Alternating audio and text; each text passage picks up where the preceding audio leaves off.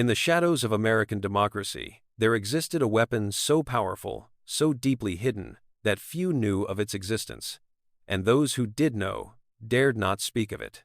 Between 1956 and 1971, while Americans fought for their constitutional rights, their own government was waging a secret war against them, not with tanks or soldiers, but with surveillance, infiltration, deception, and murder. It had a name, COINTELPRO, the counterintelligence program, and it was directed by one of the most powerful men in America, J. Edgar Hoover, who ruled the FBI with an iron fist for nearly 5 decades. What we're about to reveal has been hidden from public view for over 50 years. But thanks to 8 ordinary Americans who committed an extraordinary act of civil disobedience, the truth finally emerged. And what that truth exposed would shake the very foundations of American democracy. To understand COINTELPRO, you must first understand the man who created it. J. Edgar Hoover was not just a bureaucrat. He was obsessed, paranoid, and convinced that America was under siege from within. In 1956, during the height of the Cold War, Hoover launched COINTELPRO, ostensibly to combat communism. The official story was simple: protect America from foreign ideology. But by the 1960s, something shifted. The real targets weren't communists anymore. They were peaceful activists, civil rights leaders, anti-war protesters, intellectuals, artists, anyone who questioned the status quo. According to FBI internal documents that would later be recovered, COINTELPRO had been expanded to target what the Bureau called black extremists, the New Left, and white hate groups. In total, at least 15 separate programs. And here's the most chilling part. It was all entirely secret. No warrants, no judicial oversight, no congressional approval, just one man, J. Edgar Hoover, deciding who America's enemies were. Martin Luther King Jr. was America's conscience, a man who preached nonviolence while facing violence, a man who dreamed of equality, and he terrified J. Edgar Hoover. In a memo dated 1964, just days after King's Nobel Peace Prize was announced, Hoover labeled him the most dangerous Negro of the future in this nation. Think about that. Not a traitor, not a criminal, a man advocating for human rights. The FBI tapped King's phone lines, they bugged his hotel rooms, they followed him constantly, and they compiled what they called a suicide package, a collection of private recordings of King's intimate moments, paired with an anonymous letter suggesting he kill himself. But King was just one target among thousands. By 1970, over 2,000 Americans were under active FBI surveillance as part of COINTELPRO operations. The Black Panther Party, the American Indian Movement, feminist organizations, anti-war groups, Native American tribes fighting for treaty rights, even environmentalists were targeted. The documents recovered would later show something stunning. According to one classified analysis, only 1% of the stolen FBI files concerned organized crime. Meanwhile, 40% dealt with political surveillance. This wasn't law enforcement, this was political oppression dressed in a badge. How exactly does an agency quietly destroy political movements without leaving fingerprints? The FBI had a playbook, and it was diabolical. Anonymous letters, forged documents, false accusations spread through communities. The FBI would intercept personal correspondence, forge replies, and send them to target homes and organizations. Chaos by deception. They infiltrated groups with undercover operatives, sometimes even becoming prominent leaders. These agents weren't gathering intelligence. They were actively directing violence, proposing illegal acts, and escalating tensions. They weaponized racism itself. In one notorious operation, the FBI created and distributed racist cartoons to pit the Black Panther Party against the Blackstone Rangers in Chicago. The result? 3 Black Panthers were murdered in gang violence orchestrated by FBI psychological warfare. They conducted break-ins to plant evidence. They tapped phones without warrants. They used sophisticated audio equipment to listen to private conversations in homes and hotel rooms. They coordinated with local police to arrest activists on fabricated charges. And in some cases, they went much further. They didn't just spy, they orchestrated murder. Fred Hampton was 21 years old when the FBI decided he had to die. But his story doesn't begin with his death. It begins with his brilliance. Hampton was a rising star in the Black Panther Party, a natural orator, a genuine people's organizer. He wasn't just giving speeches, he was building community programs, free breakfast for hungry children, healthcare clinics, education initiatives. He was charismatic, he was principled, and he was winning over Chicago's black community. The FBI was watching, very carefully. In their files, the FBI noted that Hampton's leadership ability, oratorical skills, and personality made him a natural talent and potentially the most dangerous of all of these men. N.J. Edgar Hoover had given explicit instructions: prevent the rise of a messiah who could unite the black movement. Enter William O'Neal, and one 7-year-old street hustler who the FBI recruited as an informant, offering him money and reduced charges for a weapons charge. O'Neal infiltrated the Black Panther Party's Chicago chapter. He rose to become Hampton's personal bodyguard. Hampton trusted him, confided in him, treated him like a brother. What Fred Hampton didn't know was that O'Neal was reporting every move, every conversation, every plan directly to his FBI handlers. In the months leading up to December 1969, the FBI wasn't just watching the Panthers. They were actively sabotaging them. Using forged letters and disinformation, they sowed division between the Panthers and allied organizations. They wanted to isolate Hampton, to neutralize his growing power. December 3, 1969. Fred Hampton taught a political education class at a local church. Most of the Chicago Black Panther leadership attended. After the class, people went to Hampton's apartment at 2337 West Monroe Street. They were tired. It had been a long day of activism. At 4:45 a.m., December 4, 1969, 14 Chicago police officers, acting on information provided by FBI informant William O'Neal, surrounded the apartment. They were armed, tactical gear, search warrant in hand. The officers had a detailed floor plan of the apartment. They knew exactly where Hampton would be sleeping, where the other Panthers would be. That floor plan came from William O'Neal, their informant, their inside man. The raid lasted less than 90 seconds. Police fired between 90 and 99 shots into that small apartment. The Black Panthers fired once. Fred Hampton was hit multiple times as he lay in bed, but that wasn't enough. According to witnesses, Panthers who survived that morning, officers walked into the bedroom where Hampton lay, wounded, barely alive, and they executed him. A 21-year-old man, shot point-blank in the head by the police. Hampton's body lay in a pool of blood. His companion, Mark Clark, also 21, was dead. 4 other Panthers inside that apartment were wounded, severely beaten, arrested, charged with attempted murder of police officers. The police said the Panthers fired first. The official story was self-defense. But there was a problem with that narrative. Independent investigation revealed the truth. The Panthers' weapon, Mark Clark's shotgun, was found with a bullet already chambered but not fired. It was discovered in the debris. The Panthers never even got a chance to defend themselves. What happened that morning was political assassination dressed as law enforcement. And the FBI knew about it. They didn't just know. They orchestrated it. They provided the intelligence. They had the informant.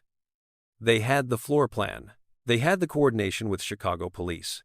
Documents that would emerge years later showed that the FBI had made a deal with the Cook County State's Attorney's Office and the Chicago Police Department.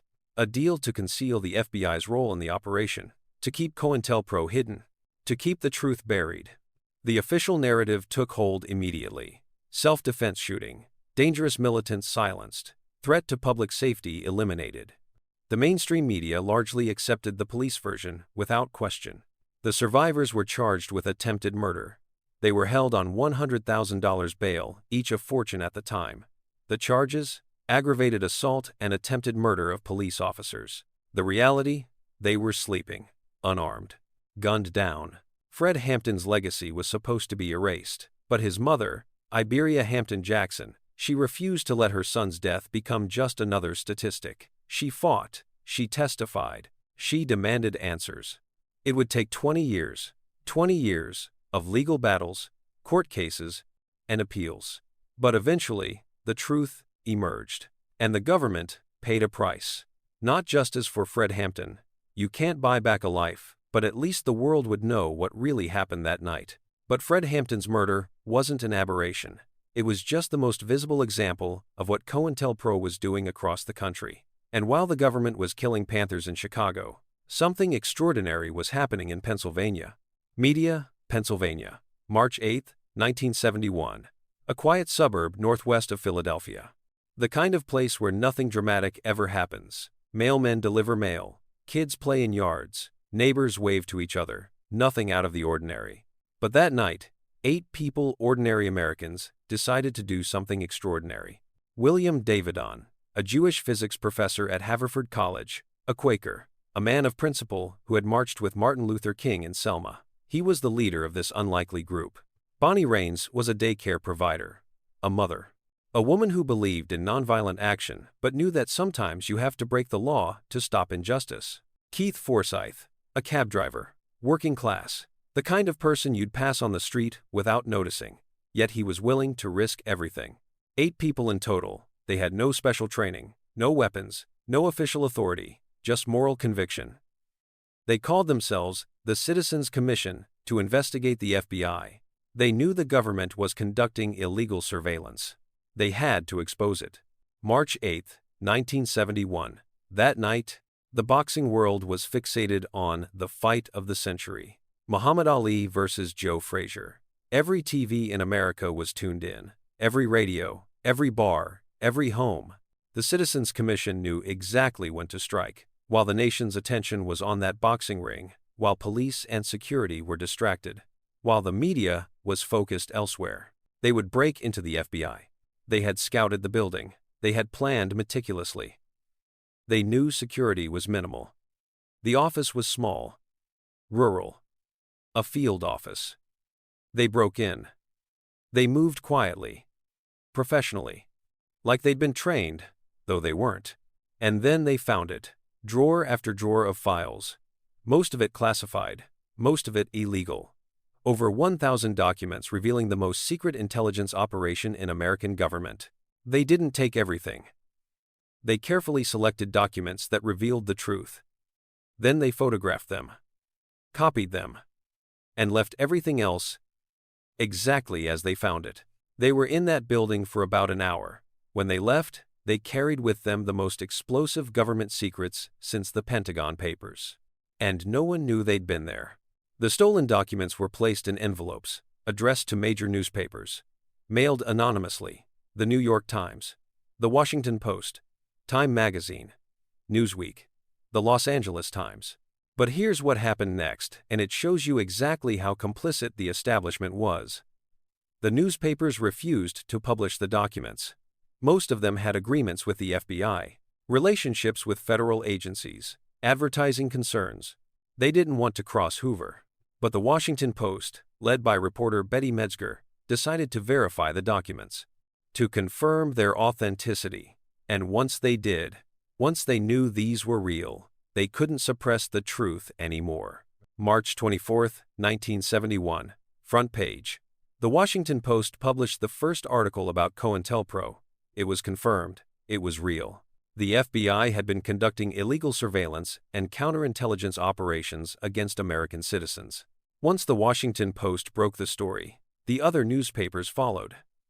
The networks ran with it. For the first time, the American people learned that their government had been spying on them, that their constitutional rights had been systematically violated. The exposure of COINTELPRO triggered something unprecedented: a full-scale investigation by the United States Senate. In 1976, Senator Frank Church of Idaho was tasked with leading the investigation, the Senate Select Committee to study governmental operations with respect to intelligence activities. It would become known as the Church Committee. For 16 months, the Church Committee conducted the most thorough investigation into federal intelligence abuses ever undertaken. 126 committee meetings, 40 subcommittee hearings, 150 staff members, 800 witness interviews. They called FBI officials before them. They demanded answers. J. Edgar Hoover was dead by then, died in 1972, so he never had to face justice. But his successors had to defend what he'd created. And their conclusion was devastating. The Church Committee determined that COINTELPRO was, and I quote, a sophisticated vigilante operation aimed squarely at preventing the exercise of First Amendment rights of speech and association. They found that the FBI had spied on peaceful organizations, that they had infiltrated groups and directed violence, that they had forged documents and sent anonymous letters, that they had committed crimes, real crimes, in the name of national security. Following the Church Committee's damning report, Congress was forced to act. They couldn't ignore what had been revealed. The American people were demanding accountability. In 1978, Congress passed the Foreign Intelligence Surveillance Act, FISA. It created oversight mechanisms for domestic surveillance. It required warrants for wiretaps. It established the FISA court. For the first time, there were legal constraints on what the FBI could do. The executive branch created the Intelligence Authorization Act. Congress passed laws limiting domestic spying. The Office of Inspector General was created to audit FBI operations. Guidelines were established. For the first time in American history, intelligence agencies had meaningful oversight. It was because 8 ordinary people broke into an FBI office, because journalists did their job, because senators demanded truth. But what about the victims? What about the people whose lives were destroyed by COINTELPRO? What about justice for them? In November 1974, the FBI formally apologized for its actions. Formally. As if that could undo decades of surveillance, infiltration, and violence. The King family never received a formal apology from the government for the surveillance of Martin Luther King Jr. They never got justice. What they got was knowledge. The knowledge of what Hoover and his FBI did. Fred Hampton's family sued. It took years, but eventually they received a settlement. $1.85 million. Money, not justice. Never justice. You can't resurrect the dead. You can't undo 21 years of stolen potential. Fred Hampton had a son, born after his death, a child who never knew his father, a legacy stolen before it could even begin. $1.85 million could never equal what was taken. Other victims received settlements. Lawsuits were filed. Some were won, some were lost. But the cost to America's soul was immeasurable. A generation of activists was decimated. Movements were crippled. Dreams were deferred. For over 40 years, the identity of the Citizens Commission members remained secret. The FBI investigated intensively. They wanted to prosecute them for the burglary, but they couldn't catch them. For decades, no one knew who these 8 people were. Then, in 2014, 43 years after the break-in, several of the burglars decided it was time to come forward. In interviews with reporters, in documentary films, they revealed themselves. William Davidon, Bonnie Raines, Keith Forsyth, and the others. They stepped into the light. No longer fugitives in their own conscience, but now, publicly, for the first time, the world knew who they were and what they'd done. When asked if they regretted it, if they regretted risking prison, risking their lives, they didn't hesitate. They said they'd do it again, because what they exposed changed America. It exposed the truth, and the truth mattered. Their story was eventually told in the documentary film 1971, directed by Johanna Hamilton, featuring Bonnie Raines and other members of the group. A story of courage, a story of sacrifice, a story that needed to be told. But here's the critical question. Did anything really change? Did the reforms actually work?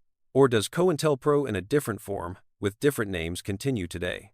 In recent years, documents have emerged showing the FBI continuing to surveil protest movements.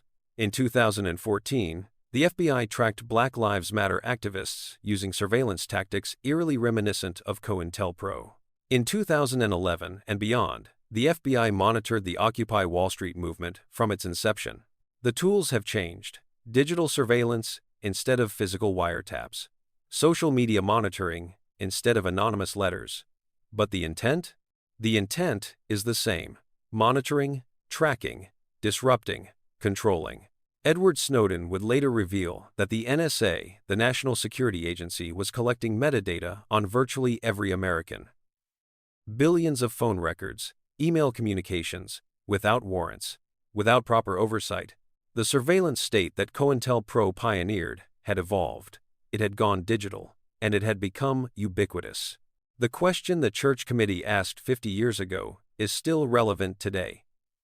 Too many people have been spied upon by too many government agencies. Are we any safer? Or just more surveilled, more watched, more controlled? In Media, Pennsylvania, a historical marker now commemorates what happened there. The burglary, the exposure, the act of civil disobedience that changed everything. At Haverford College, William Davidon is remembered as a man of principle, an educator, an activist, a man who put his freedom on the line for democracy. Across America, monuments have been erected, libraries have been created, documentaries have been made, histories have been written, all to ensure that what happened, what COINTELPRO was, what it did, what it reveals about power and corruption is never forgotten. New generations learn about COINTELPRO, not as a historical curiosity, but as a warning. A warning about what happens when unchecked power is given to unaccountable institutions. A warning about the price of silence. A warning about the necessity of dissent. And the lesson? The lesson is that ordinary people, with conviction and courage, can expose the darkest secrets of power. They can shine a light into the shadows. They can change the course of history. COINTELPRO lasted 15 years. It targeted over 2,000 Americans. It resulted in imprisonments, murders, and the destruction of movements that sought to make America live up to its promise. What was exposed by those 8 burglars in Media, Pennsylvania, was this: our government had become the enemy of its own people, especially its most vulnerable people, its most dissenting people, its most idealistic people. The First Amendment promises Americans the right to free speech and assembly. COINTELPRO made those rights dangerous. Surveillance, infiltration, violence. These were the costs of exercising your constitutional rights. But this is also a story of resistance, of conscience, of people who said no, people who risked everything to expose injustice, people who refused to let the truth die in darkness. Fred Hampton said, "You can jail a revolutionary, but you can't jail the revolution." COINTELPRO tried to jail the revolution, but the revolution survived, because every generation produces people willing to fight for justice. When William Davidon died, he left behind a legacy. When Bonnie Raines looks back on that night in 1971, she sees not a burglary, she sees an act of love, an act of democracy, an act of conscience. This is their story. This is our story. This is the story of America's shadow. The secret war the government waged against its own citizens. A war exposed not by authorities, but by ordinary people with extraordinary courage. And the question remains, what are we doing now? In a world of digital surveillance, in a world of drone technology, in a world where the capacity for control has never been greater, have we learned the lessons of COINTELPRO? Or are we destined to repeat its mistakes? Remember their names, remember their fight, remember what happens when liberty is sacrificed for security, and remember, the revolution lives on.